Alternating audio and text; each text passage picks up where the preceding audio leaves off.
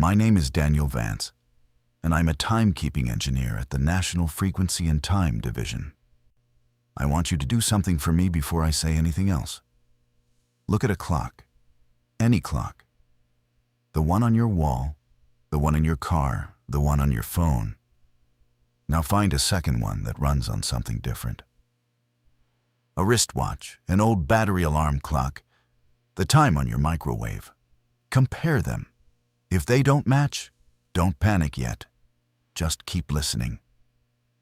I'm recording this from inside the division's primary reference facility, in the room where we keep the clocks that tell every other clock in the country what time it is. It's just after 4 in the morning. I've been here since the alarm came in at 1:40, and I'm going to talk through exactly what we're seeing, because I think people need to hear it from someone who isn't guessing. Here's what happened. At 1:11 this morning, our master atomic clock, a cesium standard, the most accurate instrument most people will never see, disagreed with itself, not with another clock, with itself. The ensemble we run, 9 independent units that vote on the official time, split. 6 of them said one thing, 3 said another. That has never happened. Not once in the 40 years this facility has existed. I called my supervisor. I called the backup site. And while I was on the phone, the gap settled into a number, and the number stopped moving. 9 minutes. Sometime last night, between roughly 1:02 and 1:11 in the morning, by every cross-check we can run, 9 minutes occurred that our instruments did not record. 9 minutes that, as far as the most precise machines humanity has ever built are concerned, simply did not happen. I need to tell you how we found out, and I need to tell you what we found after. Let me explain something quickly, because you needed to understand why I'm scared. People think a clock measures time the way a ruler measures a table. It doesn't. A good clock doesn't measure time. It generates it. A cesium atomic clock counts the vibrations of an atom, a specific number, the same everywhere in the universe, that defines what 1 second is. 9,192,631,770 oscillations. Count those, and you've counted a second. Count enough seconds, and you've built the present. So when I tell you our clocks lost 9 minutes, I am not telling you a battery died. I am telling you that the atoms, the most reliable things in existence, the things that do not vary, the things we built our entire civilization's timing on, counted the right number of oscillations, and somehow still came up short. That shouldn't be possible. The atom can't lie. The whole point of the atom is that it can't lie. When the ensemble split, my first job was to assume we were broken. That's the discipline. You never trust the anomaly. You trust the instrument failure, because instruments fail constantly, and the universe almost never does anything genuinely new. So I started ruling things out. Power, temperature in the vault, we keep it within a fraction of a degree. Magnetic interference, the microwave cavity, the reference laser. I ran the diagnostics in order, the way I've done 100 times, and every single one came back nominal. The machines are healthy. The machines are perfect. The machines agree that they did not skip, did not stall, did not glitch. They just have less time on them than they should. And here's the part that made me sit down. We don't only run our own clocks. We compare against the international network, atomic clocks in other countries, satellites overhead, the whole global web of timekeeping that keeps the world synchronized to the billionth of a second. When I pulled the comparison, my hands were already cold. The other clocks lost it too. I want to be precise, because precision is the only thing I have left to offer you. At 1:43 this morning, I opened the link to the International Comparison Server, the system that lets reference labs around the world check their time against each other, under normal conditions, The disagreement between national labs is measured in nanoseconds, billionths of a second. That's the scale of the conversation these machines have. Last night, the conversation broke. 6 labs reporting, 3 continents, every one of them carrying a discrepancy in the same direction, in the same window of the same magnitude. 9 minutes. Not 9 minutes and 40 seconds in one place and 8 in another. The same 9 minutes. Give or take a margin so small, it's frightening on its own. That rules out local failure. You cannot have identical equipment faults occur simultaneously in laboratories that don't share power, don't share hardware, don't share anything except the sky. I sat there refreshing the feed, waiting for one of them to correct, to post a retraction, to say it was a software fault in the comparison tool. Nobody did. Instead, the chat channel that timekeepers use, a quiet, dry, almost boring channel, where people discuss leap seconds and firmware, that channel was filling up. Faster than I'd ever seen it. People in 4 languages all typing the same question. Are you seeing this? And then a message from the lab in Braunschweig, from a senior physicist I've met twice, a careful man who does not exaggerate. 4 words. It is not error. I'm going to keep this recording going. I don't know who's listening yet, but I think you should hear it as it happens, not after. The phone rang, and it wasn't anyone I expected. It was a man in a city 200 miles south of here, and he'd gotten this number off our public website, the line we keep for utilities and broadcasters who need official time. He was calm in the way people are calm, right before they aren't. He said he ran the timing for a regional power operator. He said his grid synchronization had thrown an alarm at 1:11. The exact minute our clocks split, and he couldn't clear it. I asked him what the alarm said. He read it to me. Phase referenced discontinuity. In plain terms, the heartbeat his entire power grid runs on had skipped, and the system couldn't reconcile where the missing beats had gone. I told him what we were seeing. There was a long pause on the line. Then he said something I haven't been able to stop hearing. He said, "My logs have a gap, from 102 to 111. There's no data, not corrupted data, no data. The recorder was running. It just didn't write anything, and it doesn't know it didn't. That's 2 independent systems now, ours, his. Same window, same silence." I want to be honest with you about my state of mind, because you deserve that. I am a methodical person. I do not believe in the supernatural. I believe in measurement error, in human mistakes, in coincidence. I have spent the last 3 hours trying to find any one of those, and I have failed. Something happened last night, and I don't think it's finished.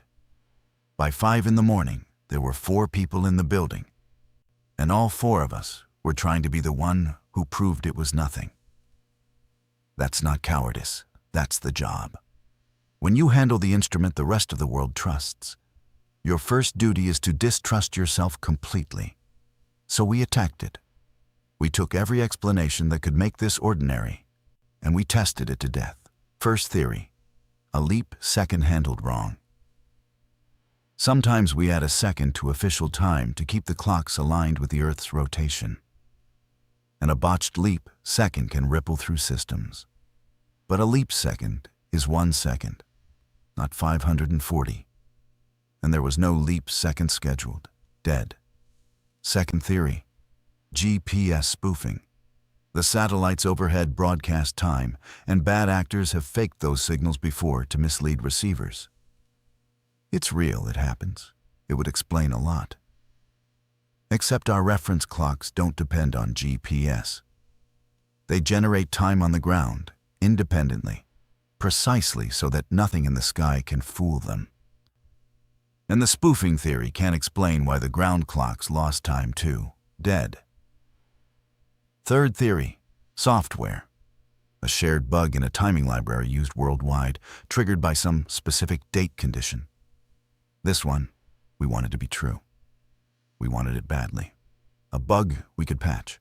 A bug that meant the universe was fine, and only our code was broken. But the cesium clocks don't run that library. They're analog at the heart, atoms in a beam, and the atoms reported a shortfall the software never touched. Dead.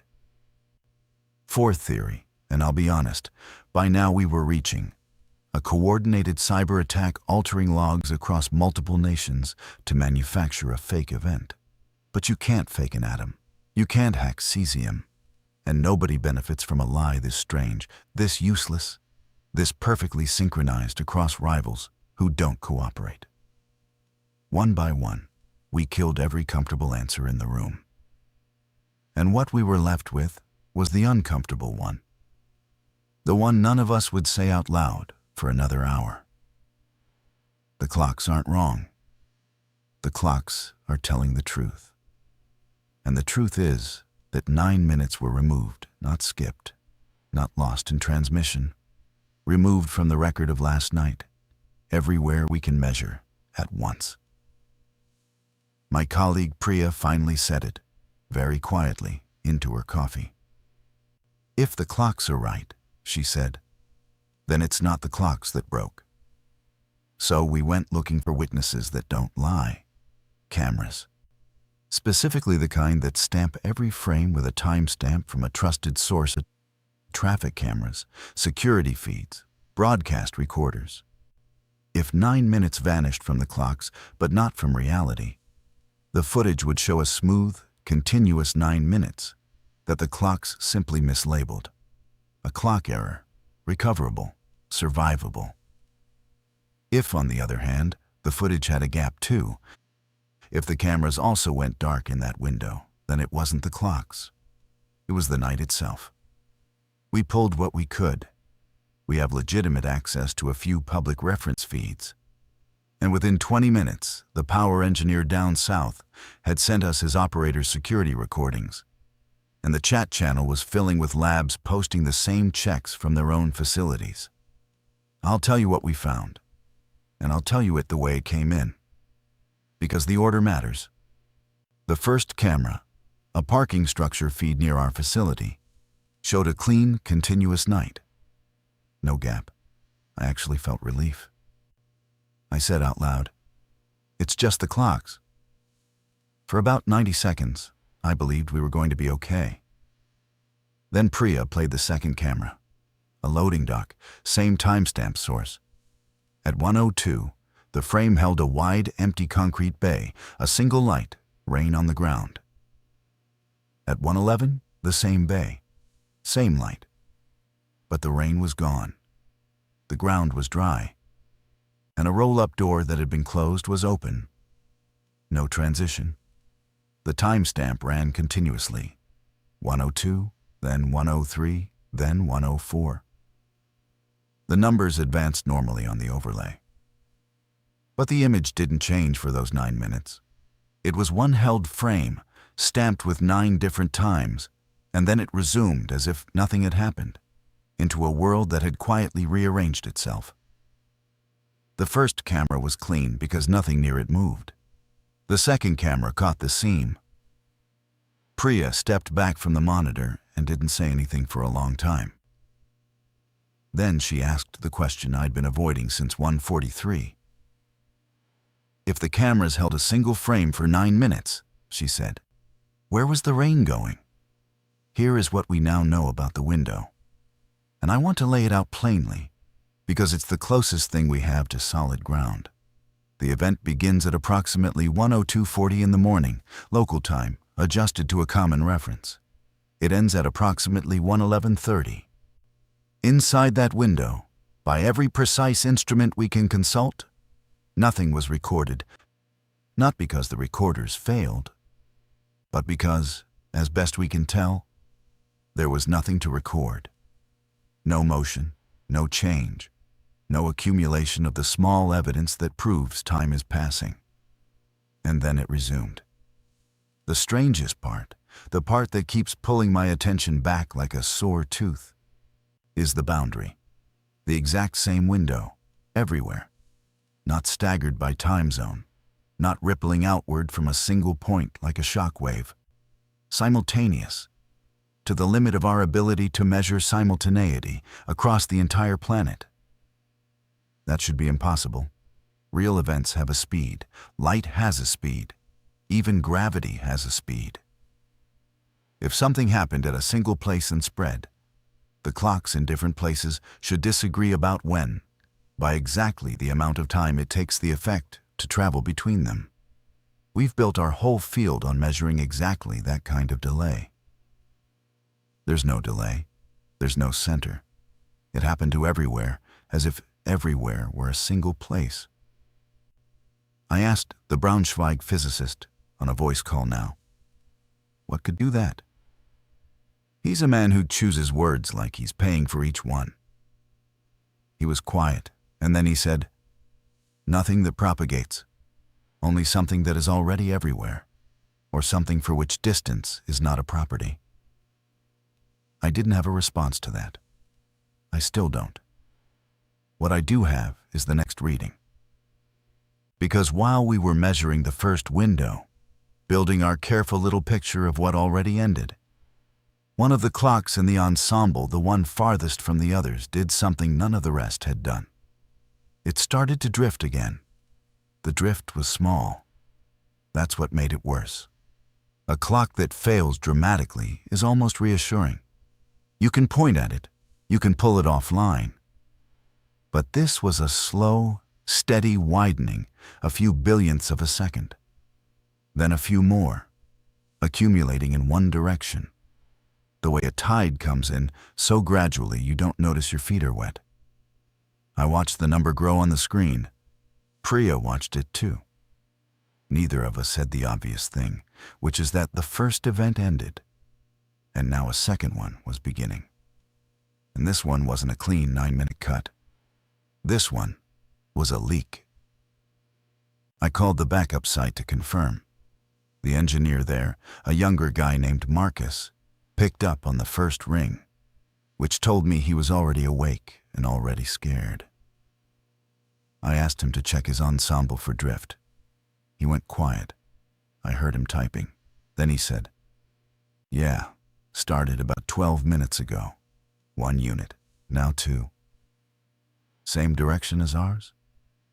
Same direction as yours. We were both quiet for a second, and in that quiet, I heard something on his end. A sound I'll come back to, because it matters later. A low, even tone, almost like a held note, almost like the hum a room makes when it's too quiet. He said, you hear that? And I said no, because I didn't, not yet. He said the drift was accelerating. I looked at our own number. It was accelerating too. And somewhere in the building, for the first time that night, I heard the same low tone Marcus had described, faint, patient, coming from no direction in particular, as if the air itself had decided to hold a single, endless note. By 6 in the morning, the public line wouldn't stop ringing, and every call was the same call wearing a different voice. I need you to understand how unusual that is. The number people were dialing is not a number ordinary people have. It's buried on a technical website meant for engineers and broadcasters and a handful of insomniac hobbyists who care about official time. On a normal night, it rings 0 times. By 6 this morning, the queue was 11 deep and climbing, and I started answering them on speaker so the others could hear, because the pattern in the calls was becoming its own kind of evidence. A woman who runs scheduling for a regional rail line. Her trains had all logged a 9-minute gap in their position data, and 3 of them had arrived at stations they'd already left, on tracks the system swore were clear. She wasn't asking me to explain it. She was asking me to tell her the clocks were wrong so she could send her people back to work. A hospital systems administrator, their monitoring equipment heart rate, oxygen, The machines that watch over people who can't watch over themselves had all flatlined for 9 minutes and then resumed. Not the patients. The clocks on the machines. Every patient was fine. Every record showed 9 minutes where the instruments insisted no heartbeat occurred on people who were demonstrably, gratefully alive. A man who ran a small observatory. He'd been photographing the sky on a long exposure when it happened, and his image had a smear in it, a place where the stars stopped trailing and held still, as if the sky itself had paused, and then jumped and resumed its turning. I wrote it all on the whiteboard: rail, hospital, power, sky, different systems, different cities, one window. And underneath, the detail that none of them had been told, and all of them independently described. A low, even tone in the room when it happened. A held note. A hum with no source. That's when I stopped thinking of this as a clock problem. I told the callers the same thing each time because it was the only honest thing I had. I said, "I don't know what this is. I don't think it's your equipment. I think it happened to everyone. Stay where there are other people. Write down what you observe with the time you observe it. And keep this line if you can." I wasn't supposed to say any of that. There's a protocol, and the protocol is reassurance and escalation through proper channels. But the proper channels were quiet. And the people on the phone weren't calling for protocol. They were calling because somewhere in them they already knew. And they just wanted one other person to know with them. Priya had been plotting the calls on the map. And around 6:30 she turned the screen toward me, and I understood why she'd gone pale. The reports weren't random. They never are. But I'd expected the usual pattern of these things, clustered where there are more people, more instruments, more chances to notice. That's what you get with most phenomena. Population is the real map. This wasn't that.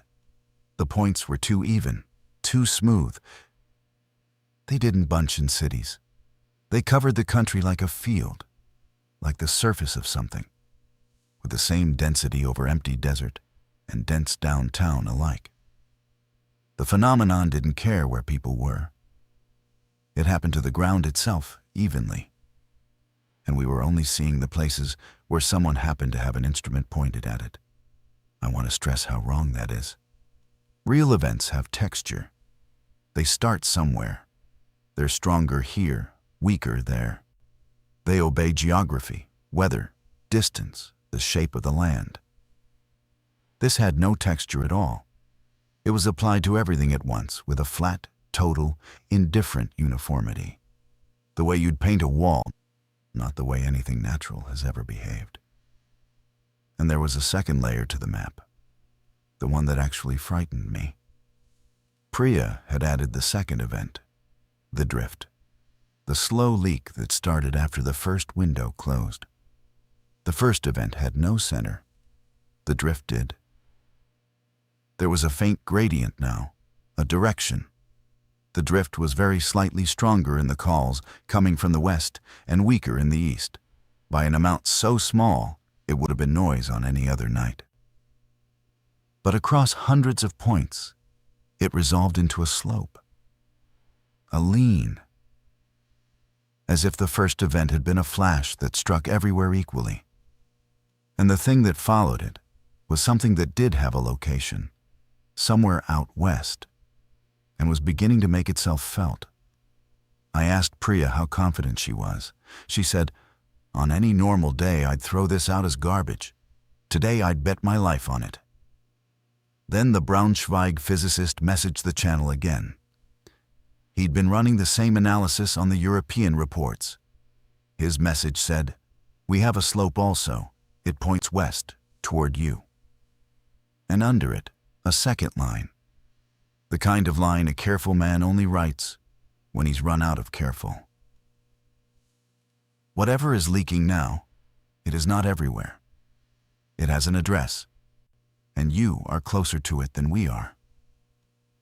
I need to talk about the tone, because by 7 in the morning, it was no longer faint, and it was no longer something I could pretend not to hear. It started as the thing you notice in a recording studio, that pressure on the ears that isn't quite sound. The feeling of a room that's too quiet, holding its breath. Then it became a note. Low, even, absolutely steady, with no waver, no beat, no rise or fall. Not mechanical. Machines have texture, a flutter, a cycle. This had none. It was the sound a held breath would make if a held breath made a sound. Every caller had described it. Every facility on the channel was now reporting it. And here's the part that made my skin move. It wasn't coming through the air. We put a microphone in the vault and recorded. The recording was silent. Dead silent. But everyone in the room could hear the tone clearly. The microphone heard nothing, and our ears heard a note that wasn't there. I'm a measurement person. When the instrument and the human disagree, you trust the instrument. The instrument doesn't get tired or scared or suggestible. But there were 4 of us, and we all heard the same pitch, and the microphone heard nothing. And I no longer knew which witness to trust. Marcus, at the backup site, said it was louder there. Then he said something that stopped the room. He said, "It matches." I asked, "Matches what?" He said, "The drift rate. I put the frequency of the tone next to the rate the clocks are losing time. They're the same number. The hum and the leak are the same thing." I didn't believe him, so I checked it myself, here with our own clocks and our own ears humming the pitch into a tuner. And he was right. The tone we were hearing, the note with no source that the microphones couldn't capture, had a frequency. And that frequency, scaled, was exactly the rate at which time was now draining out of the most accurate machines on Earth. We weren't hearing a sound. We were hearing the leak itself. We were hearing the clocks lose time. And it was getting louder. It happened again at 7:46. And this time, we were inside it. There was no warning beyond the tone, which had been climbing all morning. And then the tone didn't stop. Exactly, it just became total. The way a smell becomes total when you've stopped being able to smell anything else. And the room changed. I'll tell you what I experienced, and then I'll tell you what the instruments recorded. And I want you to notice that they don't match, because that mismatch is the most important thing I've learned all night. What I experienced. Priya was mid-sentence, reaching for her coffee. I blinked. And in the blink, without any sense of time passing, she was across the room, her back to me, the coffee cold, a new set of numbers on the whiteboard, in her handwriting, that I did not remember her writing. No jump, no gap that I felt. I simply blinked, and the world had moved forward, and I had not been invited. What the instruments recorded, 9 minutes of nothing. The same clean, recordless silence as the first event. The cameras held a single frame. The clocks counted their perfect atoms and came up short by the same exact amount. But here's the seam. The thing the first event hid from us because we weren't inside it. Priya remembered those 9 minutes. I didn't. She'd been awake through them, working, writing on the board, calling out readings to a me that apparently answered her, while my own experience had no 9 minutes in it at all. 2 people in the same room, the same event. One of us lived through it. One of us was edited out of it. When I asked her what I'd said during those minutes, she went very still. She said, "You told me to keep recording no matter what. You said it 3 times. You sounded..." And she stopped and chose the word carefully. "You sounded like you already knew how this ends." I have no memory of saying that. But the recording I'm making right now was running the whole time. And when I scrub back through it, there's a 9-minute stretch where my voice is talking. And it's saying things I never said. I have listened to that 9 minutes of recording 40 times now, and I'm going to describe it once, carefully. And then I'm going to move on, because if I stay with it too long, I won't be able to keep doing this. It's my voice. There's no question. It's my cadence, my little verbal habits, the way I clear my throat before a hard sentence. The microphone captured it cleanly. During the second window, the window I have no memory of, the window the clocks insist didn't happen, my voice is on this recording. Calm, even, talking steadily to Priya. But the words are wrong, not gibberish. That would be easier. They're lucid, organized, and they describe things that hadn't happened yet.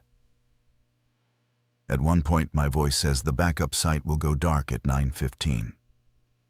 It's 7:50 as I record this now. Marcus is still on the line. The backup site is still up. But my voice says it like a fact already filed. At another point, my voice says, "Tell Daniel not to count past 300. That's me, talking about me, in the third person, leaving a message for myself. I don't know what it means. I've been trying not to count anything since I heard it. And near the end of the 9 minutes, my voice says something to Priya, very quietly, that I'm not going to repeat in full because it's about her, and it hasn't happened. And she's standing 4 feet from me, and I will not put it in the air. I'll only say it was a goodbye, and it had a time on it, and the time is this evening. Priya has listened to it too. She's handling it better than I am, which is to say she's stopped looking at me directly. We've agreed not to treat any of it as prophecy. The discipline holds. A recording is data, not destiny. Maybe the event doesn't remove 9 minutes. Maybe it relocates them. Maybe what I'm hearing is me, from inside the gap, leaking back out the way the time leaks out of a version of me that experienced the minutes I didn't, recording his side of an event I slept through. That's the rational frame. I'm holding it as tight as I can. But the rational frame has a crack in it. And the crack is this. If a future version of me recorded those words during a window I don't remember, then he knew this recording would still be playing now. He was talking to you, whoever's listening to this. He left the goodbye where he knew it would be found. At 8:40, Marcus stopped answering me, and I have to tell you about it the way it happened, in order, because the order is the horror. We'd kept the line open between the two sites all night, a continuous voice connection, partly for data and partly, honestly, because neither of us wanted to be alone in a room with that tone. We'd talk every few minutes, status, numbers, bad jokes that got less funny as the night wore on. At 8:30, he was fine. Tired, scared, but himself. He read me his drift numbers, which were now climbing fast, the leak widening at his site faster than ours. Consistent with the slope on the map, the backup site is west of us, closer to the address. At 8:35, the tone on his end got loud enough that I could hear it through the phone, which the microphone in our own vault still couldn't capture.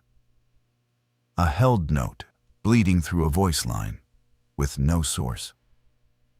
At 8:38, he said, "Daniel, the room's wrong." I asked him what he meant. He said the corners were too far away. He said the room had gotten bigger, but the walls hadn't moved. He said when he walked toward the door, it took more steps than it should. And the door wasn't getting closer. And the tone was coming from inside the extra distance. I told him to stay where he was and keep talking to me. I told him to count his own breaths out loud, so I'd know he was there. He started counting. 1, 2, 3. And then I remembered my own voice on the recording. Tell Daniel not to count past 300. I almost told him to stop. I didn't, because I didn't have a better idea, and because I needed to hear him. He counted. His voice got further away with each number, not quieter, exactly further, the way a voice sounds across a canyon. By 200, he sounded like he was at the bottom of something. By 280, I could barely make out the numbers under the tone. At 297, he said, "Daniel, I can see the place the time goes." At 298, he said, "It's so..." He never said 300. The line didn't disconnect. It's still open. I'm still listening to it. There's just the tone now, even and patient, where his voice used to be. I had a colleague at headquarters route a camera to the backup site because I had to see it, and I wish I hadn't. And I'm going to tell you anyway, because you should know what closer to the address looks like. The camera shows the control room. It's intact. The lights are on. The equipment is running. Marcus's chair is pushed back from the desk, the way you push back when you stand up in a hurry. His coffee is there. His jacket is over the chair. The room is empty. But it's not empty the way an empty room is empty. The proportions are wrong in a way that makes my eyes hurt to look at. The far wall is too far. The ceiling seems to be a normal height near the camera and an impossible one at the back of the room. The way a hallway looks in a dream when you understand, somehow, that it's longer than the building it's in. And in the deepest part of the room where the wall should be, the image just stops resolving. It goes soft, not dark, not blurred, soft, the way the loading dock footage went soft at the seam of the first window. As if the camera is pointed at a place where there isn't enough information to make a picture. And every clock visible in the frame, there are 6 on the various racks, shows a different time. Not slightly different, wildly different, hours apart. One of them is running backward. I watched its display count down for a full minute before I had to look away. The drift at that site isn't a leak anymore. It's a wound. Time isn't draining out of those clocks evenly. It's pooling and tearing, faster at the back of the room where the proportions break. As if the address the slope pointed to isn't a place on the map at all, but a place behind the wall. A place that's been getting closer all night. And Marcus walked the extra distance toward it, counting his breaths, because I didn't tell him to stop. After that, I did the thing I'd been afraid to do all night. I checked my own clock against the others, my wristwatch. The cheap mechanical one I wear because I like that it doesn't need anything from anyone. I'd been trusting it without checking, because it's a comfort, because it ticks, because it's mine. I held it up next to the wall clock, next to the master display, next to my phone. It was 11 minutes slow. Not 9, 11. More than the event took. More than the leak should have given it by now. My personal clock, the one strapped to my body, the one closest to me, had lost more time than the room around me. I want to be calm about this. I'm trying to be calm about this. But the implication arrived all at once, and I had to sit down. The phenomenon isn't uniform anymore. It started flat, total, indifferent, applied to everything equally. Then it developed a slope, an address, a direction. And now, in this room, it has a finer grain than the map ever showed. It's stronger near people. I checked the others. Priya's watch, 9 minutes slow, same as the room. The 2 engineers across the room, both close to nominal. And me, who's been at the center of this since 1:40, me, whose future voice is on this recording. Me, who Marcus was counting toward 11 minutes slow and widening while I watched. The tone in the room got, very slightly, louder. And I understood, the way you understand bad news a half second before it's spoken, that the slope hadn't only been pointing west. It had been pointing at whoever was paying the most attention. It had been pointing at me. I stepped out of the vault for 90 seconds the first time I'd left that room all night. And I'm telling you what I saw because you need to know this isn't contained to one building anymore. Our facility has a window, just one, in the corridor, looking out over the access road and the edge of the city beyond. By any normal reckoning, it's 9 in the morning, and the sun should be well up. The light outside is wrong. It's not dark. It's not bright. It's the specific gray of a long exposure photograph, that flat, sourceless, even illumination where you can't tell where the light is coming from or what time of day it's meant to be. The shadows don't agree with each other. A pole casts its shadow one way. The car beside it casts its shadow another. There's no single sun making those shadows. There are several light sources that shouldn't exist.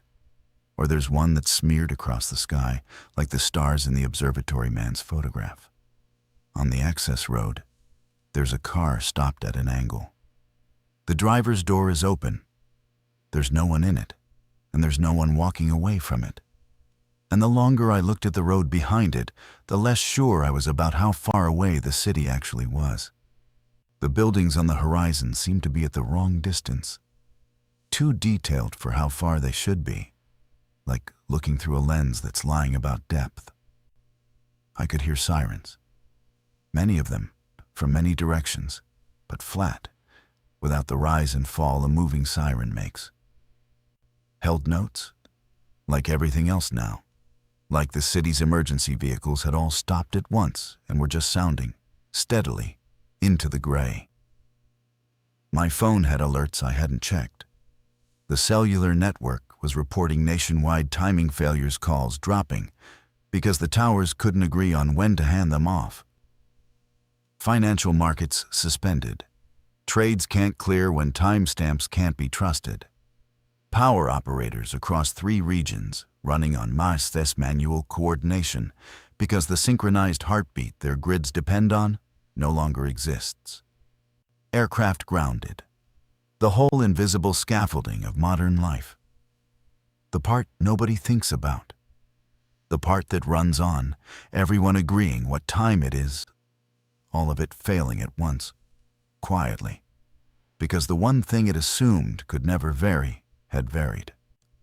I went back into the vault. I had 90 seconds of outside, and it was enough. The world out there isn't ending in fire. It's ending in disagreement. Every clock telling a different story until the stories can't be reconciled, and the systems built on them simply stop. And the tone is out there too.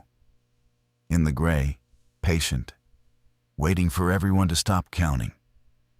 Priya made a choice at 9:20, and I couldn't talk her out of it. She'd been quiet since the second window, since she heard the goodbye my future voice left for her on this recording. I thought she was scared. She wasn't. Or not only. She was thinking. And what she'd been thinking was this. The recording voice, the me from inside the gap, had known things. The backup site going dark.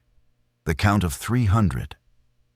And if that voice was real, if some version of us had genuinely experienced the missing minutes and brought information back across the seam, then the missing minutes weren't empty. The clock said nothing happened in those windows. But Priya, who'd lived through one of them awake, knew something did. She'd been there. She'd written on the board. The minutes existed. We just couldn't keep them. The time isn't gone, she said. It's going somewhere. Marcus saw where. He said he could see the place the time goes. She nodded at the camera feed from the backup site, at the soft place at the back of the room where the image stopped resolving. It's leaking out, and it's pooling there. And if I'm right, the part of us that goes into the gap is still in there. We don't lose the 9 minutes. We spend them somewhere we can't get back from.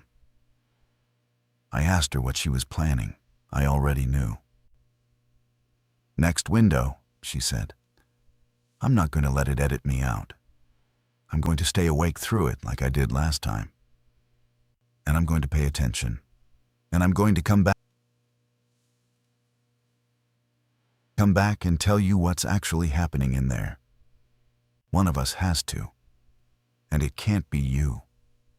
She looked at me with something I can only call mercy. Your watch is 11 minutes slow, Daniel. It wants you. If you go in, you don't come back. I'm only 9. I'm the same as the room. I can survive a window. I told her she didn't know that. I told her the math was a guess. I told her the recording said goodbye to her this evening. And maybe this was how the goodbye came true, by her walking into it, because the recording told her to. She smiled at that. She said, or maybe the recording said goodbye because I'm the one brave enough to go look. Maybe I left that message for myself, the same way you left yours. The tone climbed. The next window was coming. The third window came at 9:51, and this time I made myself stay awake too. And I failed. And Priya didn't. And I'm going to tell you the difference between what I lost and what she brought back. I felt it begin, the tone going total, the pressure becoming everything. I fixed my eyes on Priya, and I told myself, this time, you will not blink. This time, you will stay. I made it perhaps 4 seconds. Then the gap took me the way it always does, cleanly, with no sensation of loss, the way a film cut takes a scene. One frame I was watching her. The next frame, 9 minutes later, I was watching her again. And she was on the floor. And she was breathing hard. And her hair was wet, though there was no water in the room. And she was holding the recorder I'd given her. And she was talking into it before she even opened her eyes. I've listened to what she recorded. Her voice in there is strange, slowed, stretched, as if she's speaking from the bottom of the canyon Marcus fell into. But it's lucid. And this is what she said, as close as I can carry it. That the gap isn't empty. That it's a place, and the place is the same room. But unfolded the room with all its proportions wrong, the far wall impossibly far. Exactly like the backup site. That time doesn't stop in there. It pours downhill, toward the soft place at the back. That she could see other people in the distance, standing in their own unfolded rooms, all of us connected through the back walls that aren't walls. That Marcus was there, far away, not gone, just very deep, still counting, his voice arriving years late. And that the tone isn't a warning or a side effect. The tone is the sound of the gap inhaling. She said one more thing before she came back. She said she understood now why it's stronger near people who pay attention. She said attention is how we hold time still. She said the more closely you watch a moment, the more firmly you pin it in place, and the gap is hungriest for the moments held most tightly. It eats the time we love the most, she said. That's why it wants you. Priya came out of the third window changed, and I don't mean frightened, though she was. I mean, she came back 9 minutes slow, and she didn't catch up. That's new. The room lost 9 minutes each window, and the room kept running. But Priya, after going in awake and paying attention, came out, and her personal clock didn't resync. She was permanently 9 minutes behind the rest of us now, and the gap was the same 9 every time, so it should have been survivable. She'd said so herself, but I watched her, and I understood what she hadn't accounted for. She was 9 minutes behind and falling further. Slowly, the way Marcus had, the way the backup site had. Going into the gap awake didn't let you survive it. It just gave you enough rope to bring back a message before the slope took you. She knew. I think she'd known when she went in. The goodbye on the recording was hers because she'd chosen it. She used the time she had left to be useful, which is the most Priya thing I can imagine. She told me everything she'd seen, fast, while she could still keep her words in order. And then she told me the one thing that mattered. The thing she'd gone in to find, the only piece of this that looks like an answer. It's not infinite, she said. The gap, it's filling. Every window it takes 9 minutes from everyone and pours it into the back of the room. And the back of the room is getting closer because it's getting full. When it's full, she stopped, breathed, found the words. When it's full, it doesn't take 9 minutes anymore. It takes the next moment, and it doesn't give it back. There's no resume. The last window won't end. I asked her how long.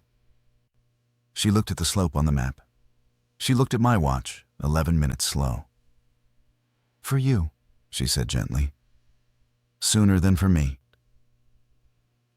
The two engineers across the room went into the next window and didn't come out the way Priya and I did. I don't have a dramatic story for it, and that's what makes it the worst part. The fourth window came at 10:40, and I wrote it the way I ride them now. A blink, a cut, 9 minutes I'll never have, and when it ended, the two of them were simply not there. No chairs pushed back, no coffee left mid-sip. Their stations were running, their notes were on the desk. But the men were gone, and the room had taken on, in the far corner near their stations, that soft, unresolved quality, the place where there isn't enough information to make a picture. They hadn't been paying as much attention as Priya and me. They'd been working their own tasks, heads down. I'd thought that made them safer. It didn't. It just meant the gap took them quietly, without a goodbye, without a message, without the dignity of knowing it was happening. They didn't get to choose their last words, because they didn't know they were saying them. Priya watched the corner where they'd been. She was very far behind now, nearly 30 minutes slow, her voice arriving late, a small delay between her lips moving and the sound reaching me. She said, "The ones who don't pay attention get taken without warning.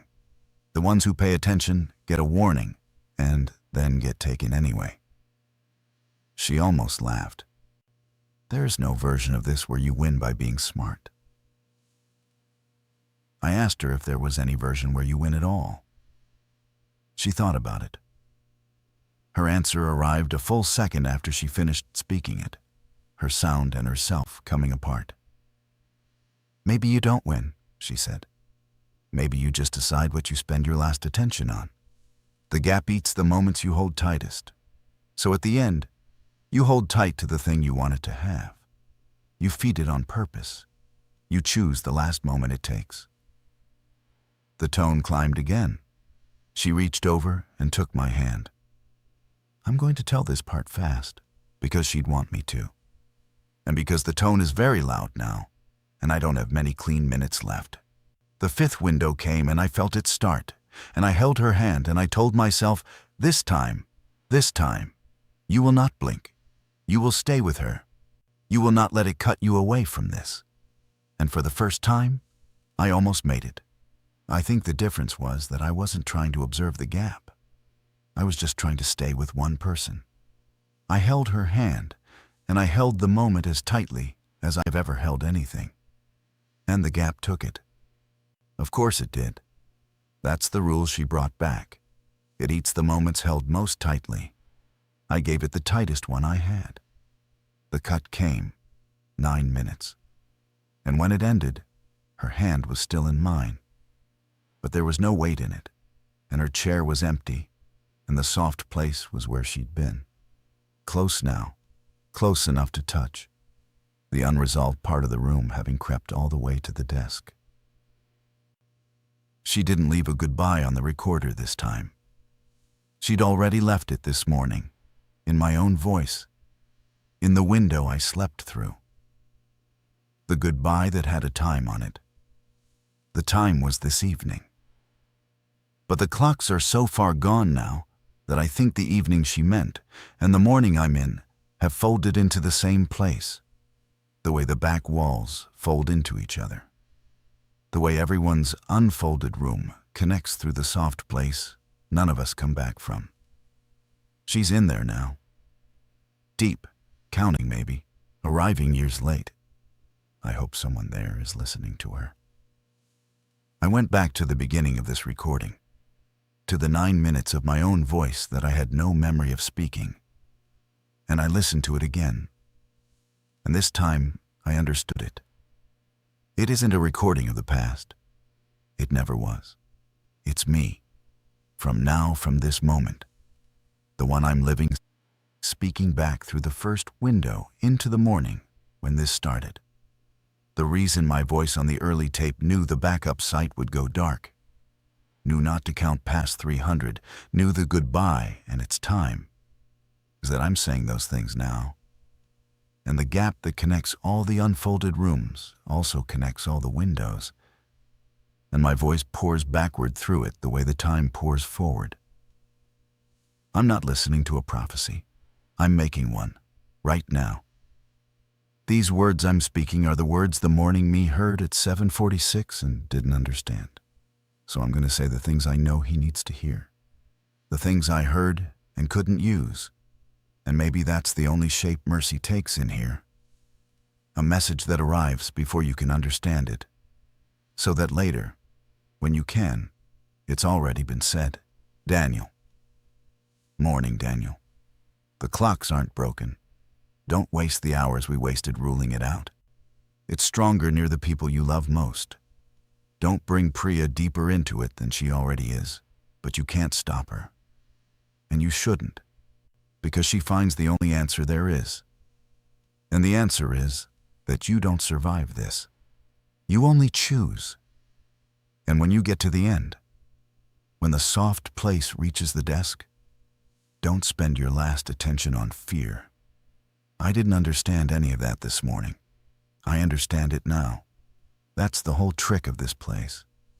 By the time you understand, you're already the one saying it. So, to whoever is hearing this, on whatever clock you're keeping, check it now. Check it against another. If they agree, you have time, and I don't know how much. And I'd spend it on a person and not on a screen. If they disagree, if one of them is slow and slowing, then it's already started near you. And I want to tell you the things it took me all night, and everyone I worked with, to learn. It's not your equipment. It happened to everyone. You're not losing your mind. You're losing minutes.